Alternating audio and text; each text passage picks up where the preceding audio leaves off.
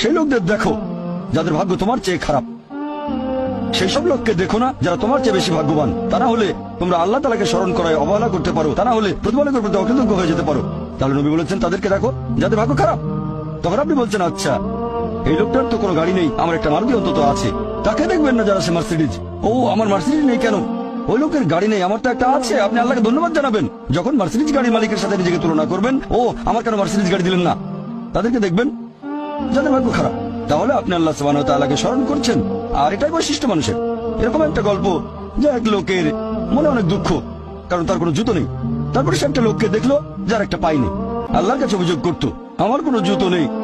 তারপর সেই লোকটাকে দেখলো যার একটা পা নেই। তখন সে আল্লাহকে ধন্যবাদ জানালো আমার অন্তত দুটো পা আছে। তাহলে সন্তুষ্ট হওয়া একটা পরীক্ষা। আমাদের নবী মুহাম্মদ সাল্লাল্লাহু আলাইহি ওয়াসাল্লাম বলেছেন, এটা আছে সহিহ বুখারীতে খণ্ড নম্বর 8, যে সত্যিকারের সম্পদ হচ্ছে সন্তুষ্ট হওয়া, ধন সম্পত্তি নয়।